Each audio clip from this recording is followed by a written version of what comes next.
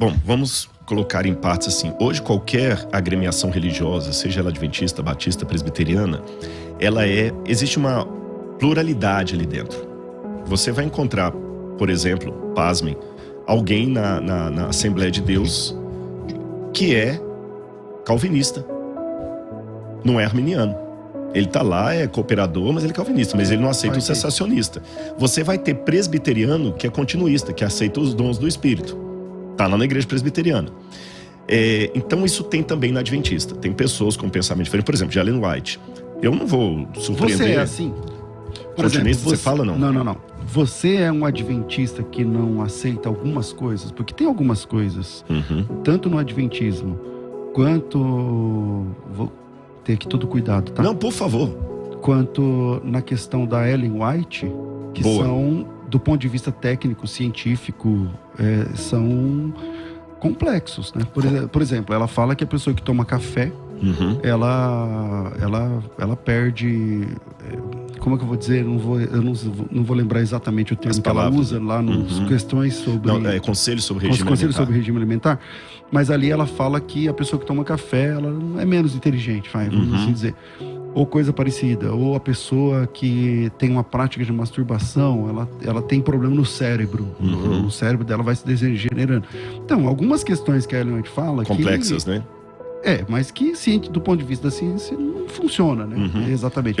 Então você é signatário de tudo que a Ellen White diz? Boa pergunta. Eu vou responder primeiro dando um testemunho, se você me permite. Eu quero dizer para os rádio ouvintes aqui, sem nenhuma demagogia, que eu conheci um pastor César Cavalcante fora dos microfones daqui. E eu fico muito à vontade para responder a sua pergunta aqui, pelo modo cristão, como você conversou comigo, e os ouvintes não estavam ouvindo isso. Mas isso veio mais da sua parte primeiro, porque eu fui infeliz, eu fui grosseiro num comentário aqui, e enfim, e aí você me tratou diferente, e aí, enfim. Mas eu não puxaria de você o que você já não teria. Entendeu? Então eu agradeço sem nenhuma demagogia. Você não é candidato a vereador. Não quero ganhar a eleição. Não quero ganhar a eleição, então ninguém aqui está trocando confete. E eu fico muito à vontade de responder isso. Então, em 10 segundos, eu vou só terminar a pergunta dos múltiplos correntes da Adventista.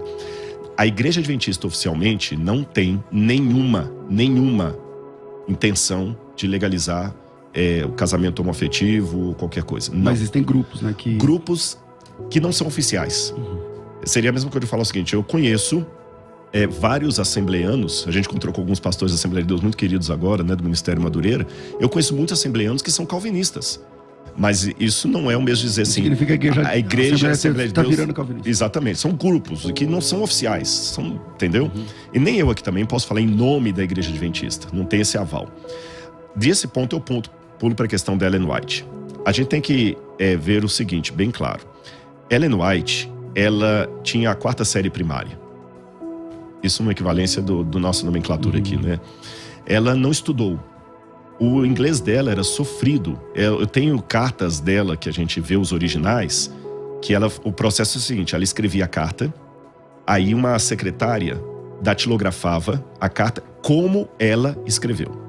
Se ela escreveu Jesus com J minúsculo, que vai ser com J. Jesus com J minúsculo. Você tá entendendo? Se às vezes ela usava a palavra it para o Espírito Santo, que quem sabe inglês sabe que it é coisa, uma coisa, e às vezes ela usava he como sendo pessoa, ela datilografava com aqueles erros. Depois uma segunda secretária passava uma correção gramatical. Olha, esse aqui... A senhora White via a correção gramatical, concordava, aí que seria impresso.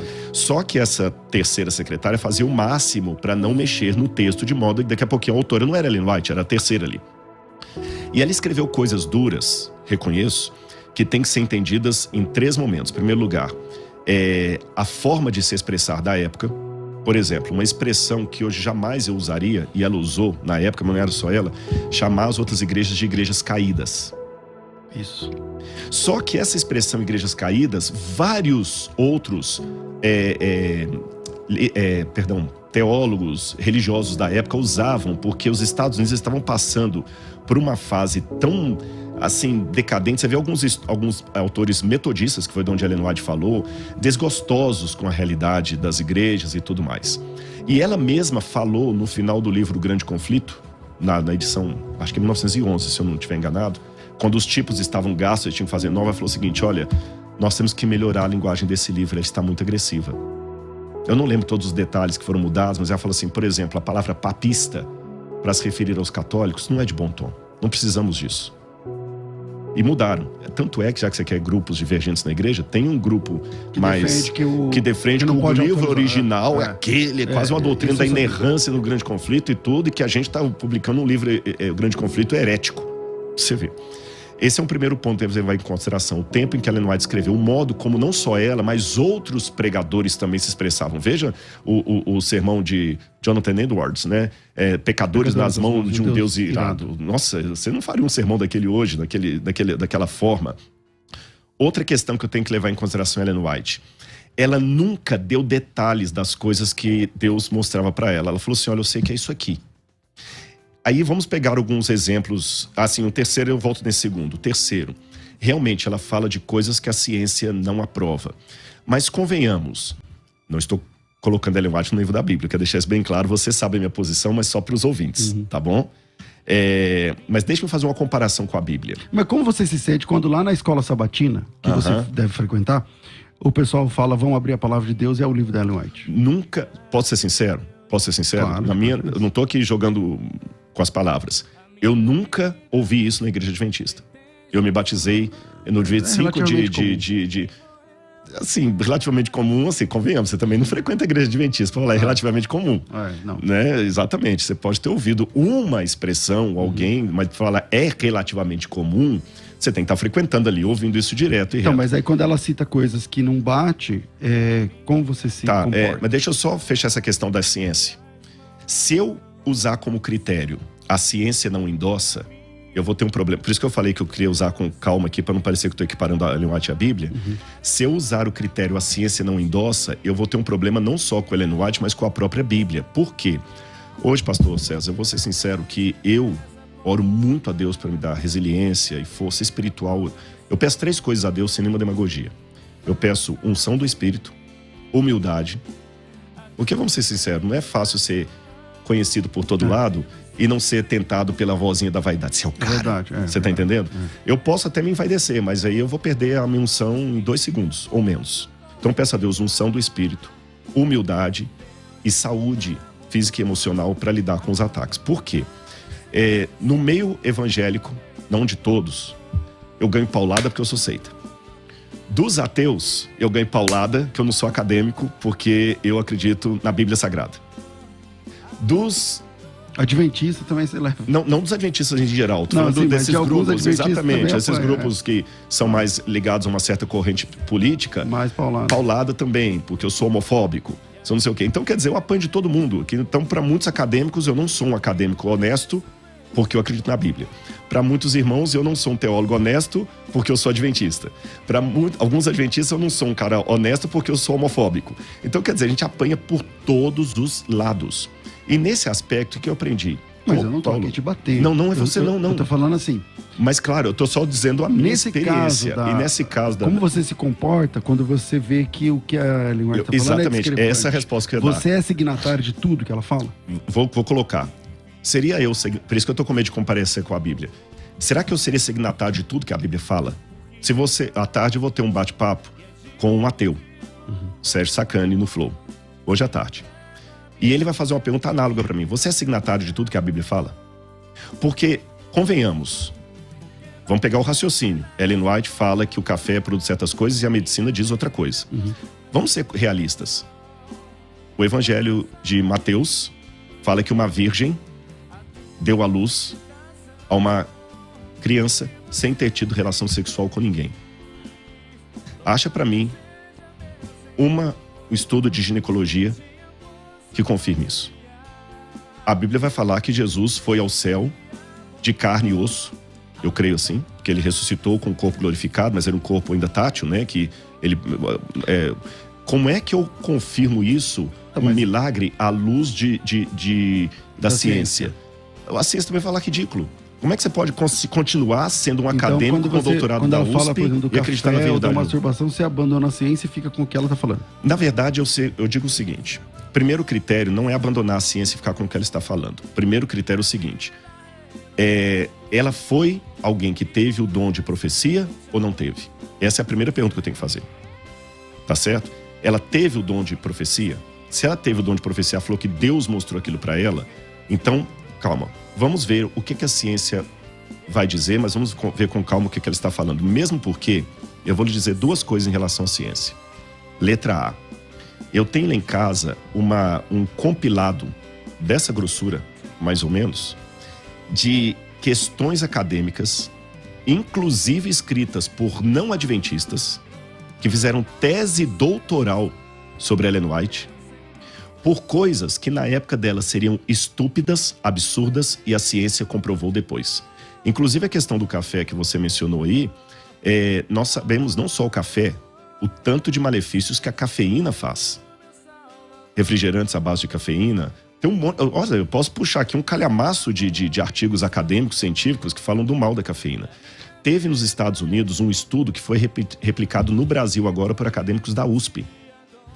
O estudo dos Estados Unidos foi feito pelo Dr. Schaufenberg, junto com outros. Eles queriam pesquisar a média de vida de um grupo específico com o resto da população americana. E eles procuraram a Universidade de Loma Linda, perguntando se os adventistas aceitariam se submeter àquele estudo.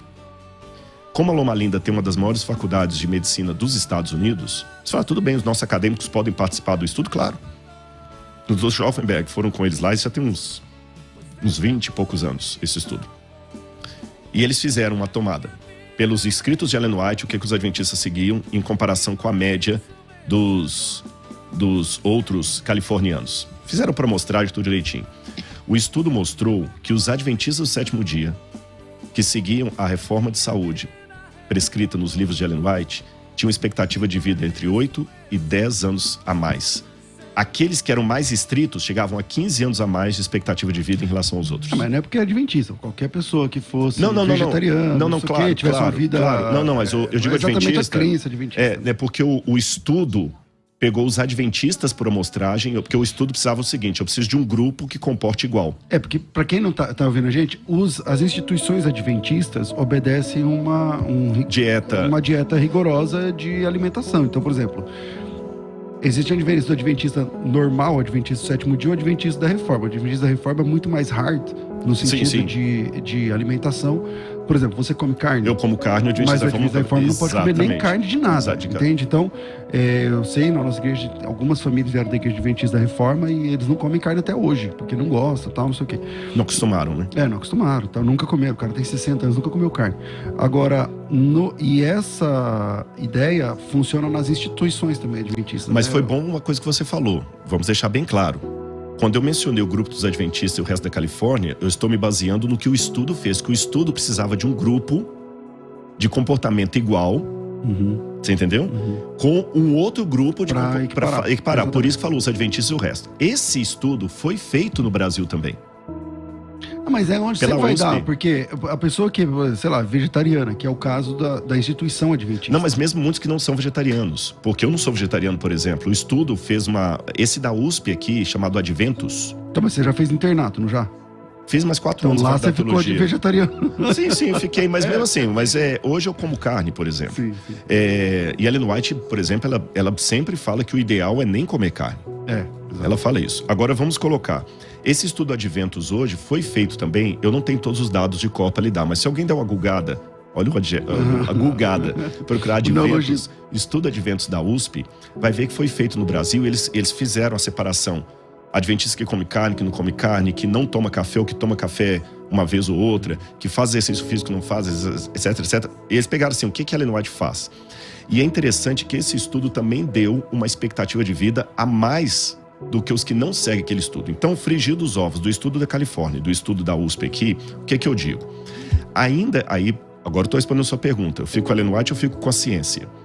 Por que essa dicotomia? Porque muitas coisas que a Ellen White fala, a ciência depois dela foi falar. E hoje eu tenho um estudo científico, feito lá e aqui, mostrando que seguir a dieta que Ellen White sugere, por isso que o nome do livro é Conselhos sobre Regime Alimentar. Não são doutrinas. Não são doutrinas, conselhos. Mas que meio que funciona como doutrina da igreja adventista. Deveria. Eu vou até lavar uma roupa suja em casa, se você me permite. Deveria, porque se nós adventistas seguíssemos mais à risca aqueles conselhos, nós estaríamos muito mais saudáveis do que nós somos. E Bom, quando eu digo nós adventistas, assim, mas isso é para todo mundo, viu? A pessoa não precisa ser adventista para isso. Eu só tô querendo dizer o seguinte, que as coisas que Ellen White recebeu sem ter feito curso de nutrição, sem ter feito curso de medicina, sendo uma mulher provinciana de educação básica, e as sugestões que ela deu foram confirmadas depois como sendo promotoras de uma longevidade maior, só isto já me faz assim, peraí.